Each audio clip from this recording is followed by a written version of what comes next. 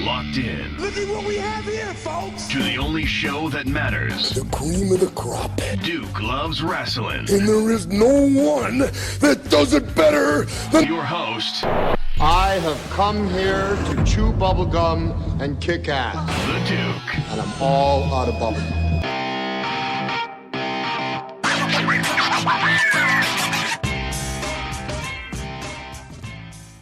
Welcome back to the Duke Loves Wrestling podcast, the show about pro wrestling and everything else. Hello, folks. Listen, I know you've been hearing me complain about this thing for a while now, this heat wave, okay? This heat wave in sunny Boston, Massachusetts. I'm here to admit that we finally did not have a 90-plus degree day, almost 100-degree day. It was actually, it stayed somewhere around the 80 degrees, which is still kind of hot for me because I'm a polar bear, but I'll take what I can get, you know?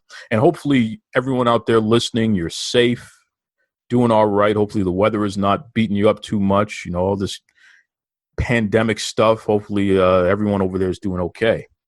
Folks, I am just completely fired up, okay? I am fired up, Jack. One of my favorite topics, women's wrestling. You know that I am very passionate about women's wrestling. I love pro wrestling, but I love women's wrestling especially.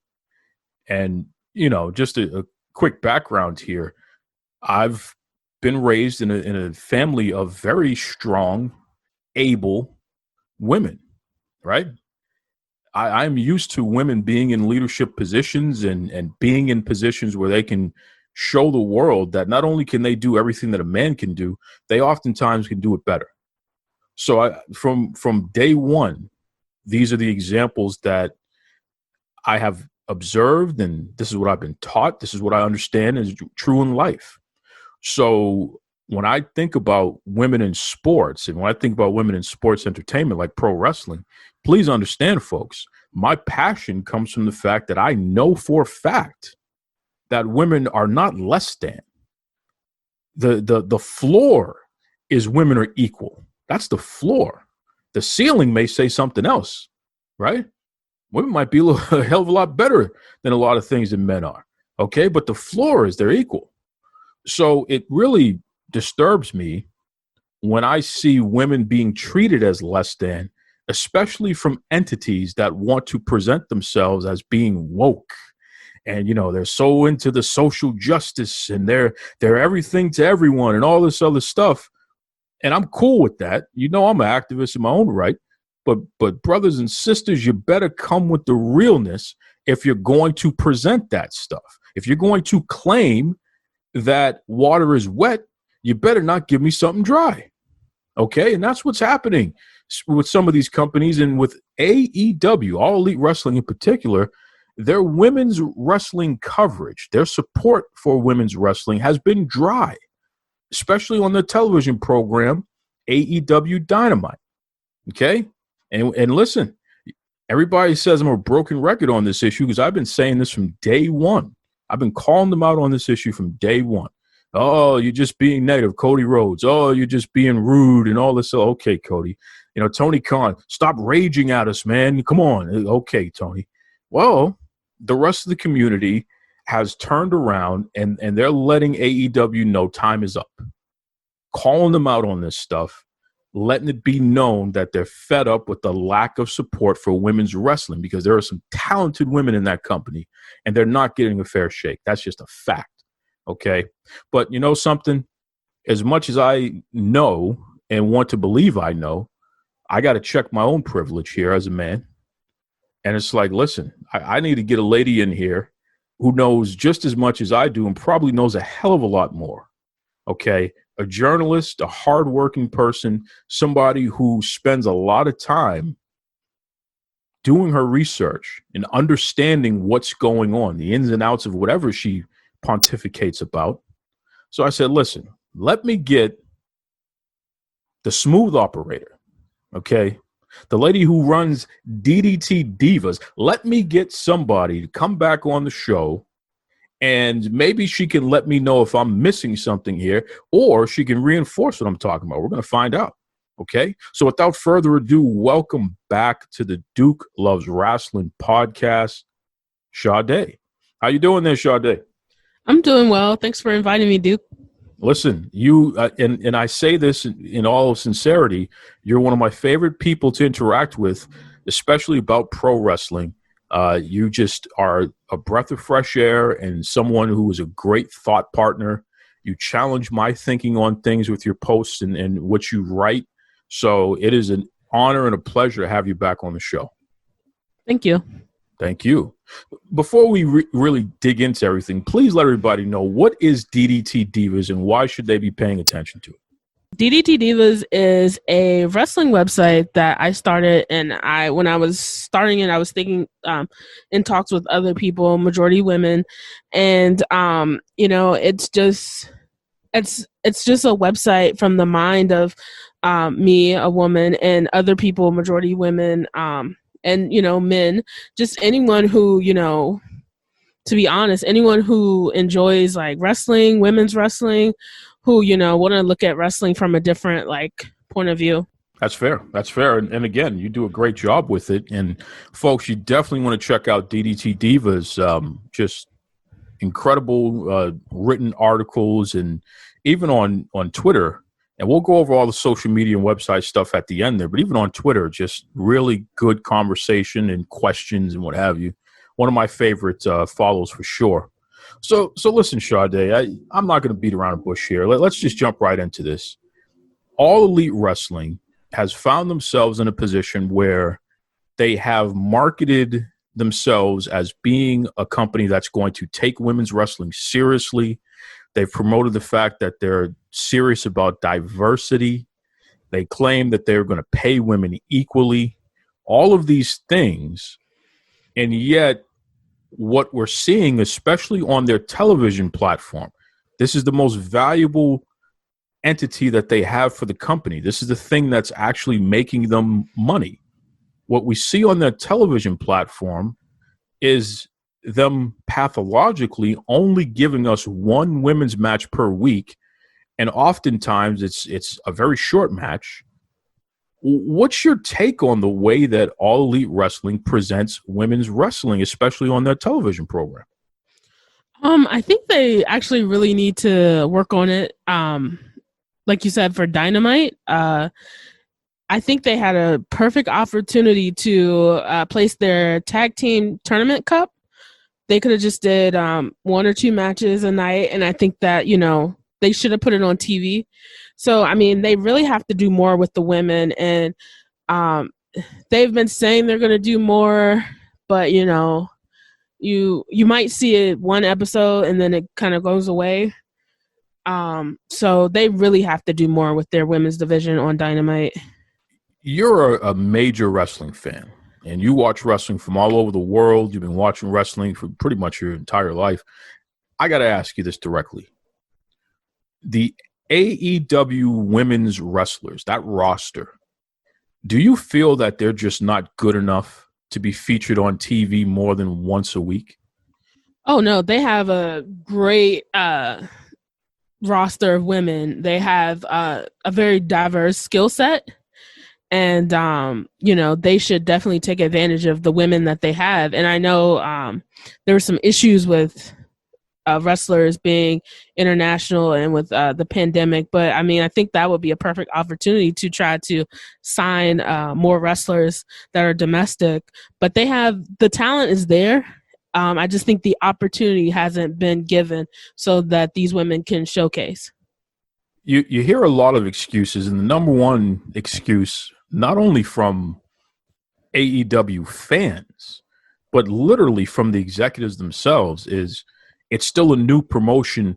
Give us time. I mean, they've been around as a company for, a little over 20 months now, almost 2 years. Do you feel that when it comes to presenting women equally, or at least present them more than the way that they've been presented on that program, do you feel they need more time to eventually get to that point?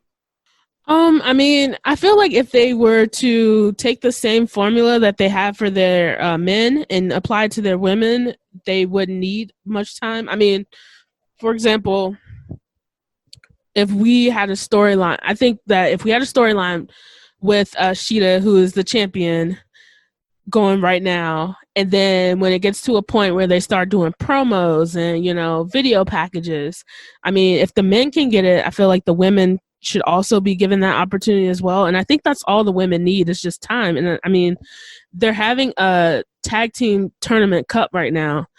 They could at least let the women maybe, you know, do the drawings on TV and then have the match, or, you know, cut a promo or something, but it's just kind of nothing. I mean, besides, I mean, Dr. Britt Baker, who is probably, she's been given like the best like character and character development and screen time, you know, and Big Swole is her rival. So I think that if they were to apply the men's formula to the women, that it would be good. Like I think they need time to build the division with more women, but right now with the women that they have, they can also be doing things. You brought up their tag team tournament, their women's tag team tournament. So they're going to crown the first ever AEW women's tag team champions.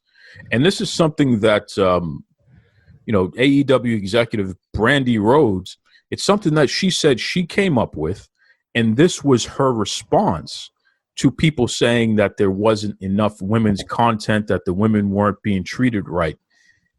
But they're putting it on YouTube as its own separate web show, and they're not increasing the amount of women's content on AEW Dynamite, their television show.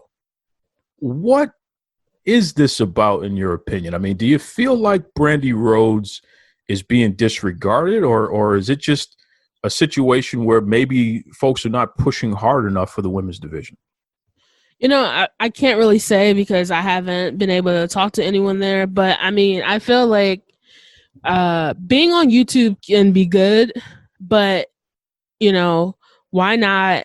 Like, they didn't even really promote the YouTube, the tournament on YouTube. Like, they had a promo of the women, and it was, like, coming soon, like, this summer.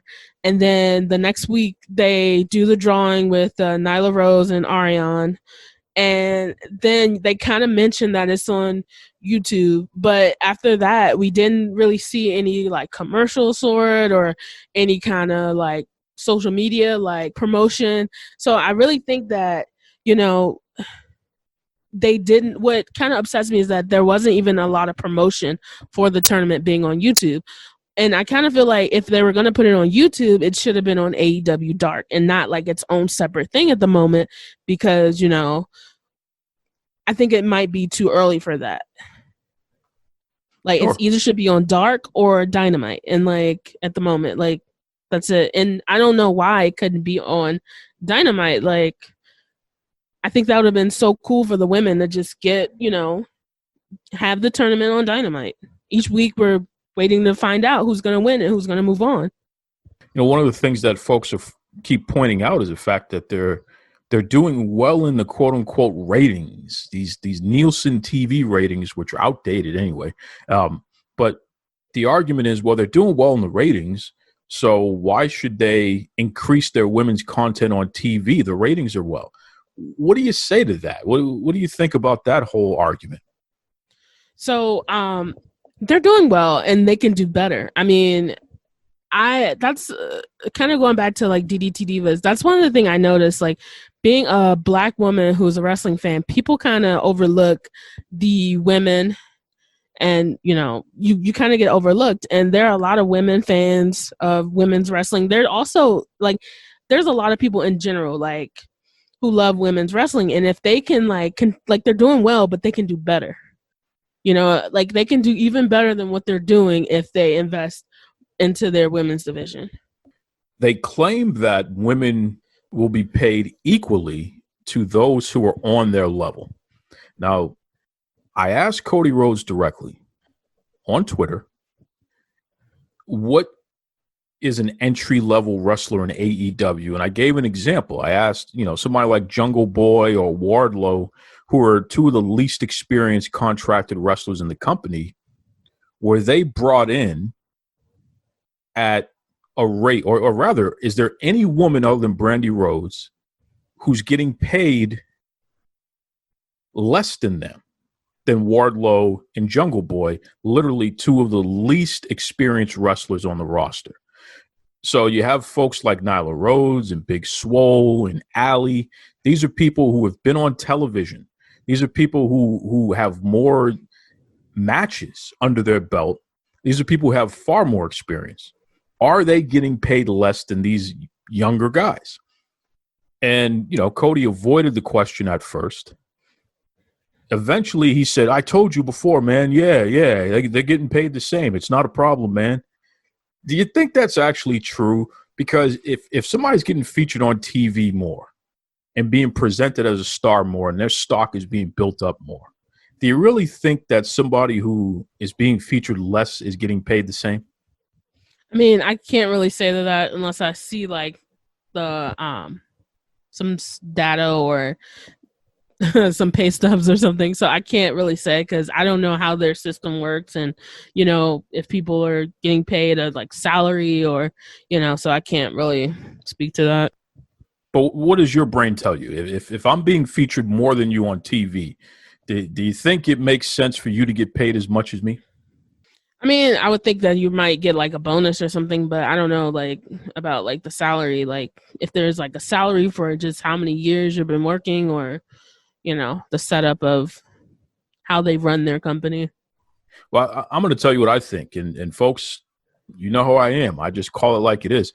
I think Cody Rhodes is not being truthful. I think he's being less than truthful. Although I do think that he's being creative with they have not defined what a quote-unquote entry-level wrestler is in AEW. Because they have a lot of folks who wrestle in the company who are not actually under contract. So because of that, are they talking about these folks who they use? And most of these folks that we're talking about are people of color, by the way, right? If you're a black male singles wrestler, you can bet you can be featured in AEW, but you're going to get beat up every week.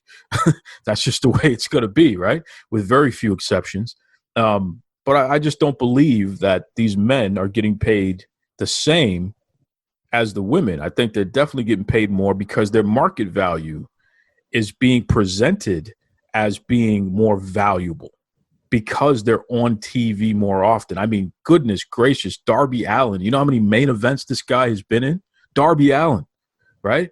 We don't know any women in AEW who've been in the main event in AEW, but Darby Allin is he's been in at least 3 or 4 of them already. How does that make sense? Jungle Boy and Marco Stunt and these guys, they've been in the main event. Wardlow, right? And yet you have experienced women who, if they get one match this week, you may not see them for another month on AEW Dynamite. It's just embarrassing. We're talking to the CEO of DDT Divas, the smooth operator, Sade.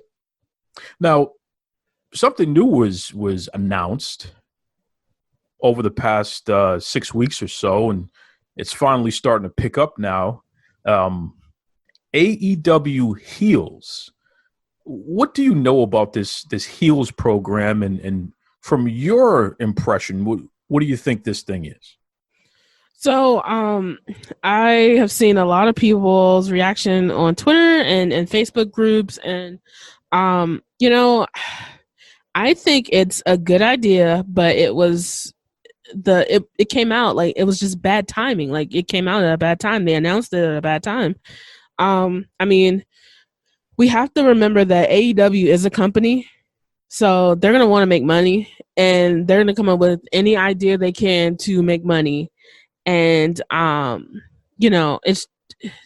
can to go into more details. I think the idea is really cool because, I don't see the difference between paying to meet someone at a Comic-Con or now because of the pandemic, there are these virtual Comic-Cons and you like kind of Zoom with people. Nor do I see the difference between, paying for a cameo. So I kind of like the idea, but I think it's bad timing because one, the cost is $50 and we're in a pandemic and there are a lot of people who may be out of work who would love to take part of it, but they cannot. So maybe if they decided to come up with some kind of like pricing tier or pricing levels and whatnot, that'll be cool. And I also think that because of their women's division not being used to its full potential, it's kind of a bad idea at the moment to come out with this fan club.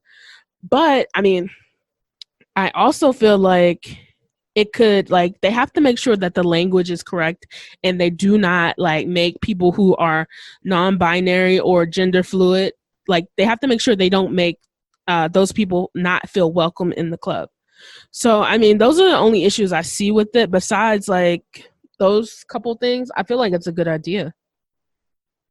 You just brought up a very good point there. The AEW Heels program, just to recap here, folks, it is an exclusive club where you pay a fee of somewhere around $49 per year. And in return, you get exclusive content like web seminars hosted by Brandy Rhodes and, things that focus and center around women empowerment within the wrestling community, which, as Sade just said, that's a great concept in theory. But in execution, this is kind of a mess here. First of all, I'm not convinced that Brandy Rhodes is someone that should be running something like that when her voice has clearly not been heard in the very company that she's an executive in. So I'm going to start there. I don't understand who she's going to direct on how to be empowered and things like that when she can't even get more than one women's match on AEW Dynamite. And I'm saying that in that manner because I hope that Brandy Rhodes is not one of those people who are saying we don't need more than one women's match on AEW Dynamite. I don't know of her to be that kind of person, so I'm going to assume that this is out of her control. So I'm not really sure if she should be leading any charge in that regard when the company's already disregarding her, at least not under their guise. If she was doing her own thing, that would be something a little different. So let me start there.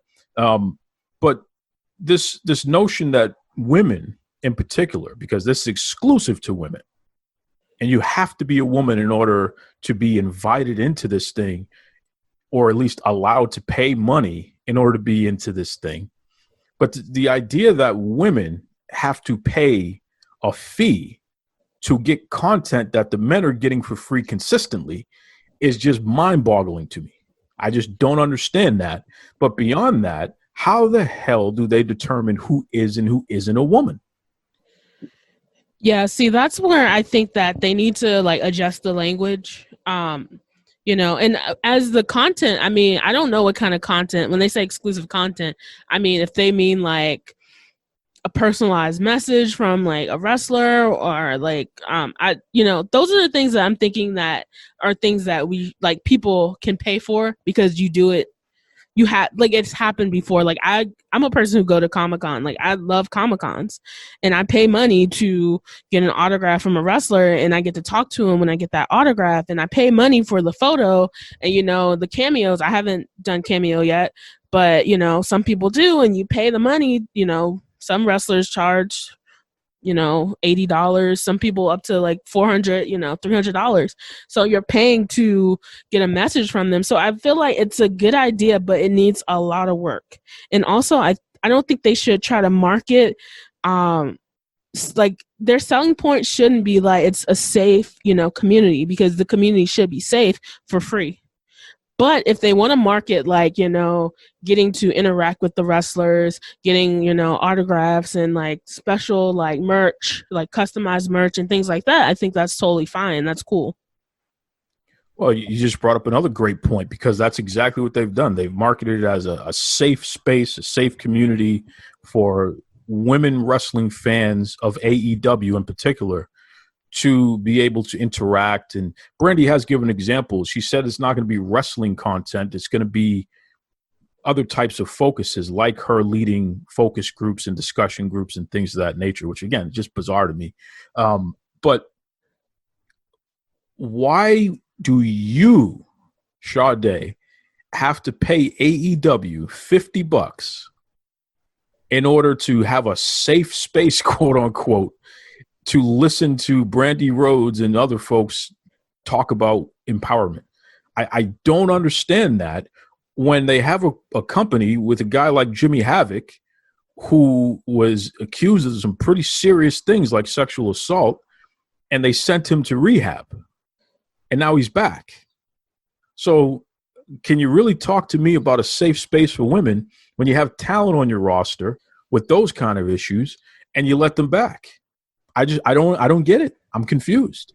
Yeah, see, that's what I mean. Like, they shouldn't sell. Like, okay, so from my background, I understand like the whole like membership thing and associations. You know, like you pay for a membership, you know, to be a part of an association or group. You know, like NABJ, you pay, you're a member, you get like benefits. So I mean, I'm totally fine like with that. You know, but you know, if it's like if you're marketing a safe space, then maybe like that's not cool. But if you're marketing like interaction with like wrestlers, like your women's division, that's fine. You know, like I said, there are things out there like people do it anyway. Like that's not a new idea, and like paywalls or content isn't new either. But like I want to know what kind of content is it like?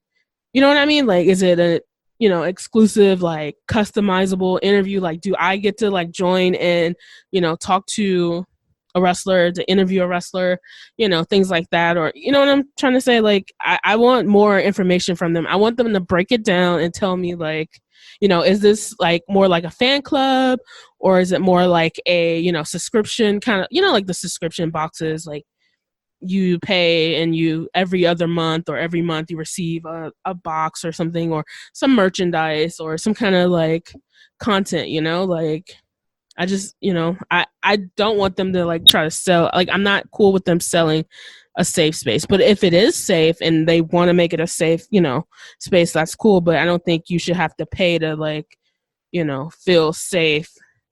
Like, that should not be the like huge marketing point. Like, I want to be able to interact with the wrestlers. I want like merchandise, things like that, if I join like a membership group.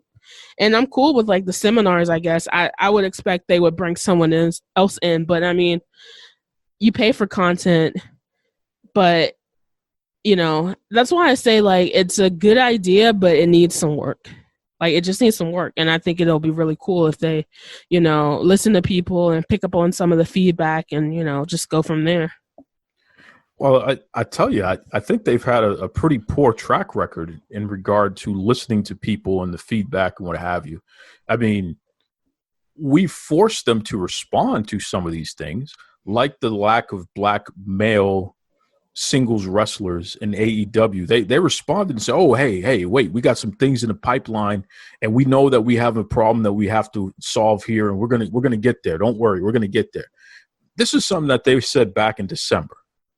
Tony Khan and Cody Rhodes and what have you. Even Cody Rhodes said, "I don't know why there aren't more black male singles wrestlers in the business," which was just a slap in the face, because what that revealed is that not only did he not take the time to actually look for and recruit black male singles wrestlers, but nobody on his staff was doing that either and made him aware. So that was a little embarrassing. But since then, they have added black male singles wrestlers. I'm not sure if any of them are under contract other than Ricky Starks, by the way, since December. I don't know if they've signed any black male singles wrestlers under official contract, but they have had black male singles wrestlers wrestling and getting the living daylights beat out of them every single week on Dark, sometimes on Dynamite. It just treated like anything but what you would consider a star in pro wrestling. And I'm not saying that wins and losses have to matter, but I'm sorry, but AEW told me that wins and losses matter. So when I look at a guy, you can pick any one of them out. You know what I mean? But it boggles my mind that that's how black male singles wrestlers are treated. And then when we turn around, we look at the way the entire women's division is treated. It's like I don't even know where to begin to file my complaints, because the whole thing is just a big pile of mess. It's just a mess. And you don't expect that from a company that probably paid AOC to give them positive press, talking about how they get diversity and all these other nonsensical things.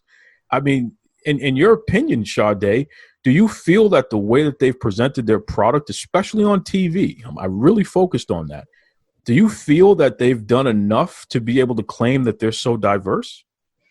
I mean, I don't think they can say they are so diverse, but I do see the diversity.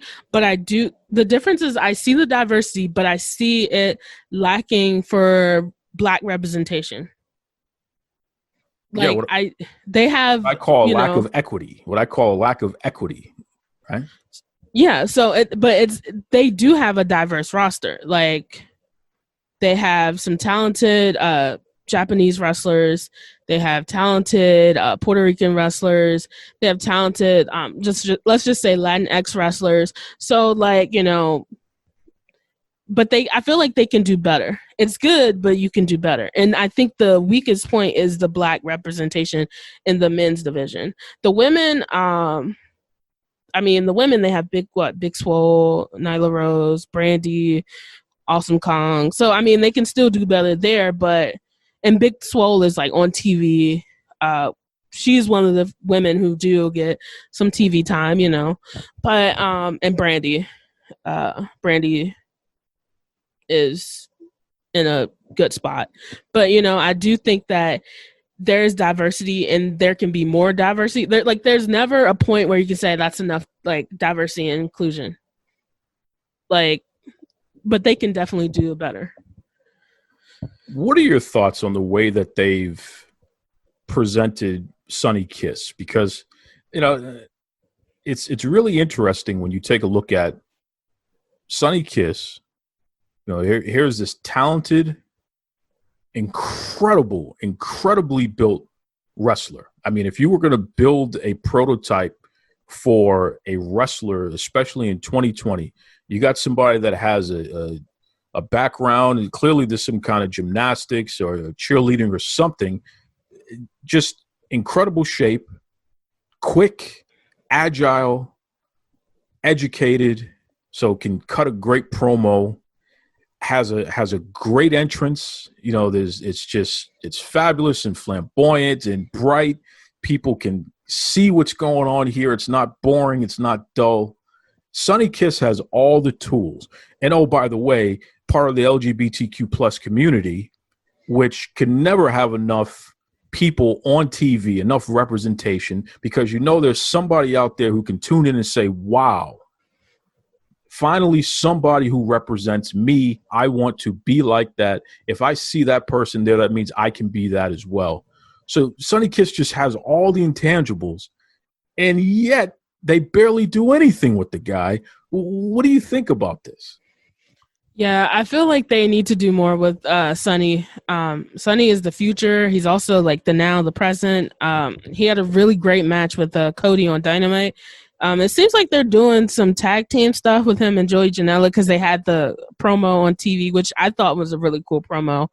Vignette. It was a vignette of them like at the gas station and like they're fighting these guys. But yeah, I feel like they can do so much with Sonny. And it looks like they're doing tag teams. Like I think AEW is really going down the like heavy tag team route. Like there's so many tag teams. So, but definitely Sonny is the future and he's the present actually too. He's a star. For sure. And it's a bizarre way to present. You have a diamond there and you're treating the diamond like it's a wood chip. And I don't get it. Because it's not as if they're doing any. You have a guy like Scorpio Sky, another black male wrestler. You put him in a trio, okay. Well, he's a tag team wrestler. He's a trios wrestler. Well, no, Christopher Daniels, who I have a lot of respect and admiration for, by the way. Christopher Daniels had more singles matches than Scorpio Sky for the first year. So it's not as if you couldn't have put Scorpio Sky in a position where he had more singles matches. You just chose not to. And there's no lack of talent there. There's no lack of promo ability. You saw that promo he just did the other night on Dark. Mm-hmm. Scorpio Sky is another one. Incredible body. Prototype of what a wrestler should look like, you would assume. And yet they have slowpoked their way with everything with him. And every single time he gets an inch, they pull it back. Okay? He had a little program with Jericho for a very short amount of time, which happened because we kept putting the pressure on AEW, by the way. Make no mistake about that out there, folks. It's because of the pressure we put on them that they took a black male wrestler and put him in the ring with the champ, right? And then after that happened, we had nothing else from him until recently. Nothing else. He was back doing tag teams and doing basically nothing. So now suddenly he's going to challenge Cody Rhodes for the TNT Championship, right? Another cold match. No real storyline behind it, just a cold match again. Is this what we want? I mean, I feel like Scorpio Sky is getting the slow build. Like, for some reason, I mean, me personally, I think it's just a slow, like, you know, build, because he was like one half of the tag team champs. And so I feel like he had the match with Jericho, and what they're trying to do now, I mean, I could be wrong, is that, you know, he was there and he dropped off, and then they sent him to Dark, and he's like, what, is he undefeated on Dark? Like, he's been winning on Dark like every week, and now he's back to challenge Cody. And I noticed something too about the TNT championship. I feel like there's not much like story going. It's just kind of like an open challenge kind of thing. Like, people challenge and they defend. But I definitely think Scorpio Sky has a future, and I feel like it's coming soon. I do feel like it might be a slow build, but he'll have his time. Well, I sure hope so, because again, that's just a talented person, Scorpio Sky, who deserves a lot more than what he's been given. I mean, you look at a situation where he gets a slow build, but guys like Darby Allin and Jungle Boy and Wardlow, they don't get a slow build. They're just out there being presented as the greatest thing since sliced bread, right? It boggles my mind. It really boggles my mind. And there's nobody on the face of the earth who's going to look at Jungle Boy or Darby Allin and then look at Scorpio Sky and say, I'm going to pick anybody but Scorpio Sky. It's just not going to happen, right? That he looks like a wrestler. I mean, I'm not one to say like someone doesn't look like a wrestler, because I feel like anyone who wrestles looks like a wrestler. Like, I feel like his time is now, though. I feel like I feel like all three of those guys can be champion, to be honest. But I do want to see Scorpio Sky, and I feel like the slow build will help people, you know, relate to him more, and I think it'll help him get over more. You know, like I think they're going for like kind of like the underdog story. That's what it feels like to me. Like, he's the underdog, and he's gonna, you know, win. Can you imagine a guy in that kind of shape, with the amount of experience that he has, who's been on WWE TV, needs to be an underdog in any story? It's just fascinating. It's fascinating. I mean, wrestling companies love their underdog story. I mean, I felt that way about Daniel Bryan too. Like, I felt like because of his work outside of WWE, he should not have been put in that whole like underdog like story. But yeah, Daniel Bryan was the smallest guy in the company, so you can understand him being an underdog. You know, see, I don't look at size. Like, I think anyone who's a wrestler can be a champion. Like it's skill based and not like size. I know a lot of people do say like, oh, like that person is small, but I'm more of a like, you know, the skill based kind of person. Like, if you're a wrestler and you're skilled, you can do it. There it is. Sade, the glass is always half full with her. That's for sure, folks. You can count on that much. That's right. Let me ask you something here. When you take a look at the other wrestling programs, you have Impact Wrestling on Access TV, you have Raw, you have SmackDown, you have NXT. These are all the top wrestling programs on American television other than AEW Dynamite. Every single one of those other wrestling programs, for the most part, there are some exceptions here and there, but for the most part, 9 times out of 10, there's going to be multiple women's matches and segments on their programs. 2 hours, 3 hours, doesn't matter. Even NWA Power, and they were running every week, 1 hour program, you'd get multiple women's matches more often than not. When you see something like that, does it make you wonder what's going on with AEW and why they only give us one women's match per week? Yeah, it does. I mean, I, like you just said, like, I'm a glass half full kind of person. Like, it makes me wonder, and it makes me like wonder why they won't do it. Do they, you know, what's stopping them from doing it? And that's all I want to know. Like, what's stopping you? Like, what's stopping AEW from doing it? And I think they can do it. And I don't think it's that big of a risk to like do the 2 matches. Like, you know, like people love women's wrestling. Like people love women's wrestling. For sure. I mean, you got women main eventing pay-per-views, main eventing television programs like Raw and SmackDown and NXT. You know, you got women who were champions in Impact, literally the world champion, the number 1 champion in the company. And to be honest, I think Impact is my favorite like women's division, like out of like Impact, WWE, and AEW. I feel like AEW might need the WWE treatment. And what I mean is that they might need a hashtag, because it took WWE a while to get to that point too. Like people had to do the Give Divas a Chance hashtag for them to realize just how important women's wrestling is. And I'm wondering if that's what's going to happen to AEW. Is that people are going to have to give them the hashtag treatment and get on social media and, demand that they give their women a chance. Well, it's already started. I mean, I've seen the hashtag AEW women deserve better. AEW women deserve more. These hashtags are already going around. So you're right. This is building. But I want to challenge you on something here. Why does the woke company, the new kid on the block, the modern company, the alternative that's going to shake up the industry, that's going to respect women's wrestling and treat women equally, and that's going to do away with all that old stuff and give us what we really want. Why would that company need a hashtag? Isn't this the sort of thing that they claimed they were going to give us from the beginning? See, I never really got that kind of vibe from them, but I'm like that with everybody, because I know people say they're going to be diverse and inclusive, and they don't. Like, there's so, like, I'm sure you realize, like a couple months ago, all these companies were putting out these statements, Black Lives Matter, and, diversity, inclusion. But I guarantee if you looked at their leadership and their staff, there probably weren't like that many Black people on staff, especially in a leadership position.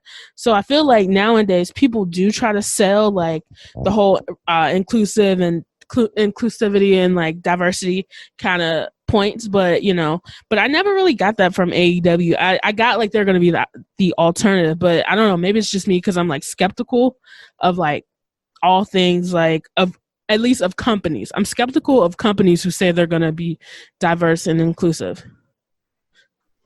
For sure. And again, everything that I'm saying is what they told us that we were going to get from them. So this is what confuses me. If you tell me you're going to give me burgers, I'm going to give you a burger every single day. It's going to be burgers, man. This is what we do. We believe in burgers. You're going to get burgers. Don't worry. It's unlike these other places. We're giving you burgers. We're modern. It's all about the burger. Okay, good. You got me hooked, man. I like burgers. I'm showing up. I want a burger. Every time I show up, you don't give me burgers. You give me one burger, and then you give me a whole pile of hot dogs. And it's like, okay, it happens the first week, okay. Then it happens the next week. Then it happens for a whole year. Then here we are almost 2 years later, and I'm still just getting one burger. Not burgers, plural. I'm getting one burger every time I show up and a whole pile of hot dogs. And then when I ask you, hey, man, where's the burgers? Didn't you say you were going to give me burgers? I'm not even asking you for as many burgers as hot dogs yet. I'm just asking you for more than one burger. Well, wait a second. You don't get it, man. And you don't understand. We need time, and we're new, and we need time. And how dare you? We give you burgers down the street. Why are you asking for burgers here, even though this is our number one most profitable restaurant? Come on, man. You're just being negative. This is what they do, right? This is what they do. And they can't handle the criticism of them not delivering on what they market. Yeah, they really need to. This is like a PR kind of thing. And I say that, from working in PR, they definitely need to try to go through some things and see what should be done and what's necessary. And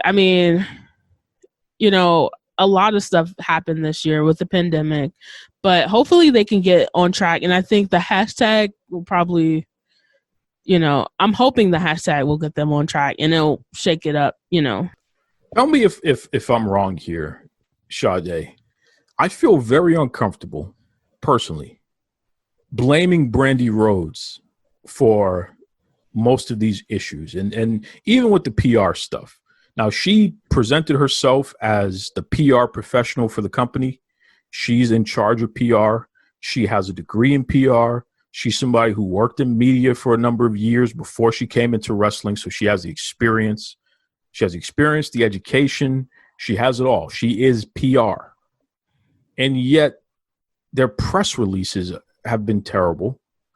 The way that they have marketed one thing and delivered something else has been terrible. Just the whole, like you said, they need some help in their PR area. And I've talked to a lot of professionals, a lot of, trade professionals who focus on the TV industry and sports and all these other things. And they've all complained about the lack of quality PR coming out of that company.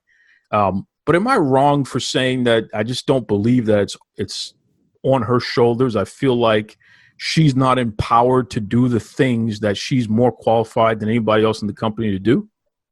I mean, it's never really just the PR person. It's always like, people above the PR people. And I mean, I do feel like people are kind of on her a lot. Like, I feel like people are on her more than they are the owner, Tony Khan. I feel like Brandy gets it, and I feel like she's gonna get it more because she is a woman and she's black. And but sometimes the way it's handled, like the press releases to me aren't really horrible, but what like stands out is not cool is some of the tweets to like some of the fans and the fan criticism. That's what kind of sticks out to me. But I don't think it's just her. And I do think a lot of people kind of pile on Brandy a lot. And I kind of feel like some of it is just because she's a woman and she's black, but not all of it. But sometimes there are some people that, but yeah, she's gonna, if she's the PR person, she's probably gonna get most of the criticism. And I'm on the record saying this both on the show and on Twitter and on Facebook, and I'll say it again. I do not believe Brandy Rhodes is being empowered to carry out the job that she's the most qualified to do, that she's responsible for doing, and that she would do a great job in if she actually were allowed to completely do her job. And just like you said, I feel like when you have a president who thinks they know more than they do, even though they're working in an industry that they have no experience in, you and I have just as much experience as he does, which is nothing because we never ran a wrestling promotion before. When you have that kind of leadership, it's very difficult to get things done because you also have all these other underlying layers, like you said. She's a black woman, not just a woman, she's a black woman. So is she being disregarded when she brings up some of these issues like, well, guys, we're really beating all the black men a lot. Can we find a way to kind of clean this up or bounce this off a little bit? Oh, hey, don't turn this into race.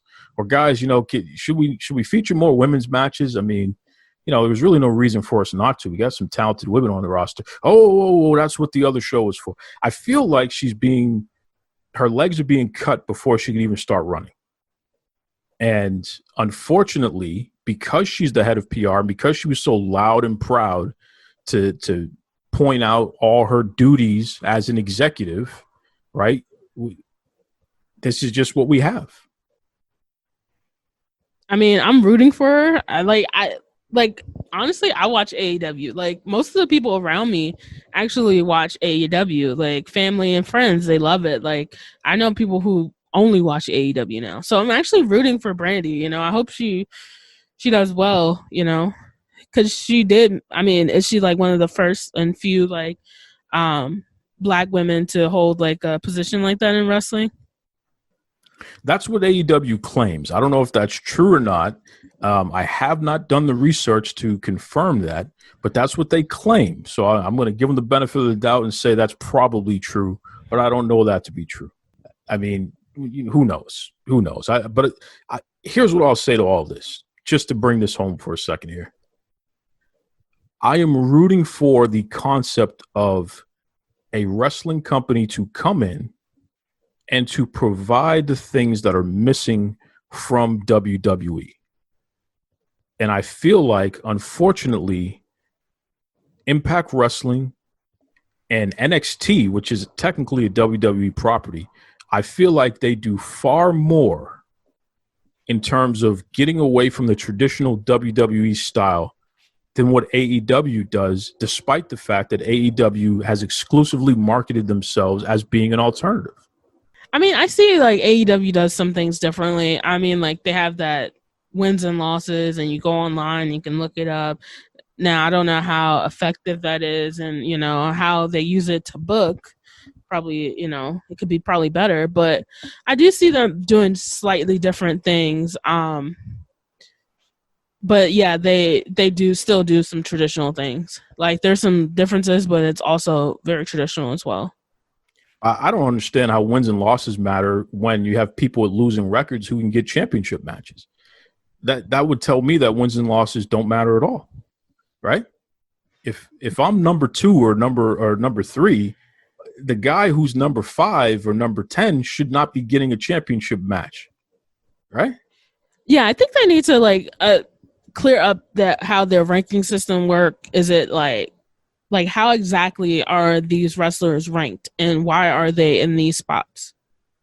Like I feel like there's a lot of like explanation that needs to be that needs to happen, for people to understand like why does this ranking matter? Why do a record matter?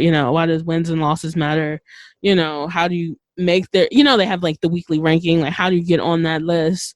There's some work to be done. I think they have a foundation, but there's some work to be done. And that's with everything in life.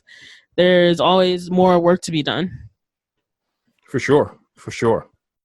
Let everybody know once again, please, Sade, if they want to check out DDT Divas, not only the website, but all the social media, they want to get in touch with you. I know recently you've started really ramping up, and you're doing more interviews and things of that nature too, which is really, really cool. And a lot of people in the wrestling industry listen to this show. So please let everybody know how they can reach you and check out all your stuff. So the website is www.ddtdivas.com. And social media, I'm on Twitter, Facebook, Instagram, and YouTube. And it's just DDT Divas. DDT Divas. So the handle is the same on Twitter, DDT Divas, Facebook, DDT Divas, Instagram, DDT Divas. And also there's a Discord. So if you want to join like the Discord chat, that's cool. So her name is Sade. She is the smooth operator over at DDT Divas. Thank you once again for coming back and educating me on my own show, Sade. You're welcome. I enjoy having chats with you. It's always cool. You see that, folks? She enjoys having chats with me. Sade is one of the few people on the face of the earth that will admit that she enjoys having chats with the Duke. That's right. Because you'll get heat for that. These AEW fans and these WWE fans, anytime I start pointing out the truth and the facts of what's wrong with these companies, their fans get all upset, and then they start yelling at me online and cussing me. One of these days, I'm going to read some of the private messages I get.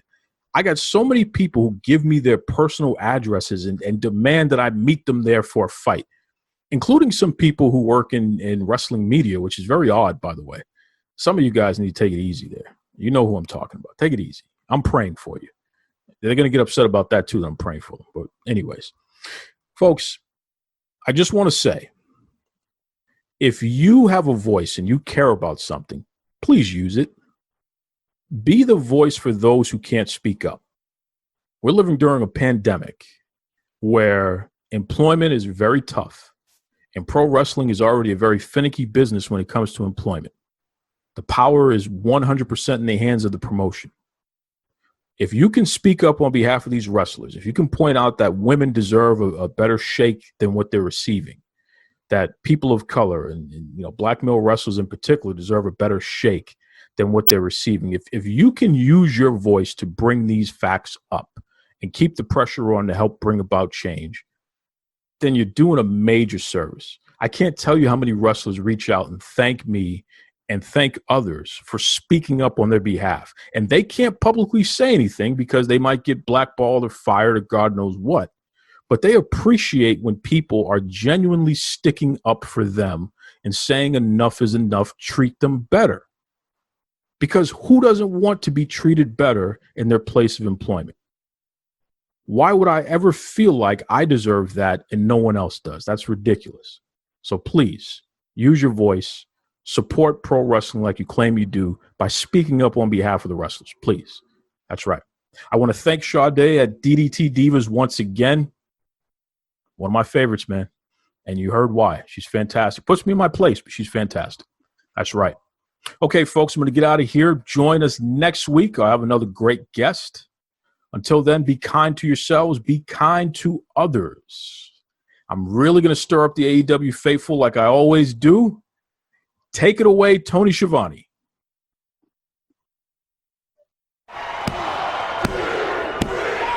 This is Tony Schiavone, and we're desperately out of time on Duke Loves Wrestling.